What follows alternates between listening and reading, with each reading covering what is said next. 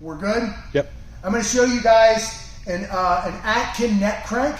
This originated as a way to pin people in wrestling. It's common for guys, let's say we've entered in on a Turk and I'm trying to pin somebody and this guy's reaching to not get pinned. He's keeping his shoulder off the mat. A lot of guys, and it would be considered bad wrestling to Mike Atkin, the person who came up with the submission, to come in and cross face low and try to flatten somebody out, or use this here because I'm not levering at the top of the head and I'm not going to be able to move the spine as easily. I'm not going to be able to manipulate this shoulder as easily. So Mike, in order to pin people in wrestling, coaches people to basketball grip the head and you go ear to shoulder and then he drives across. And already that's going to get Jimmy in a tapping position.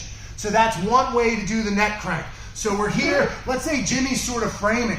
I might not get this arm across easily, but I always am finding guys to get their arm across me. One simple thing is to move my body past it. And now instead of needing to get elbow pit deep, like we're going for a pillow choke, I only need to get my hand on the side of his head. Once it's here, I'm going to come across. It's important to push Jimmy across diagonally before I begin rotating. Instead of just trying to spin in the open space, I want to flatten him out, and then I can bring this assistant hand over. From here, it's just a real quick tap, ear to shoulder. There are a lot of times, like, let's say I've pulled somebody down on turtle, whatever. I get somebody down. Let's say I get him down to here. I might come here and know that that's a similar style crank, all right? If he's facing towards me, maybe I've broken down and he's like this. Maybe he's on his side.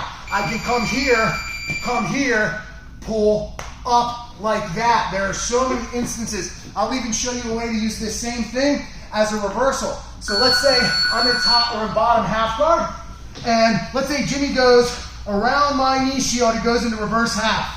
So he's in reverse half. Now a lot of reverse half players know that I might reach, which would give him Kimura grips, right? Or maybe he scoots back enough where I can't even really reach, but I can almost always access his head. Same thing. Once I get to the front of his head, I'm going to bring it up, and then ideally you would come over and do that, but that's not always going to happen. Either way though, when I'm here, if I reach his head, I have a damn good chance of pulling him up. And let's say he's crowding low, I can even knee bump up to get here. Once I have my hand on his head, it's over. You know, Jimmy, at the very least, we're going to be fighting and scrambling if I don't follow him. One last time in the initial position though. So, I'm in half guard. I'm always here for pillow chokes, but I'll just show you. I personally am just going to try to move my center past his elbow to get there, to get his arm. It's not just about his arm past his midline, it's his elbow past my midline. So we're here. All it needs to be is on that side of my body. I come here. I'm going to roll my hand up his head. I can assistant, you know, with the other hand, drive up across, and just that. It's so dangerous. Cool. Thank you, Mike Atkin.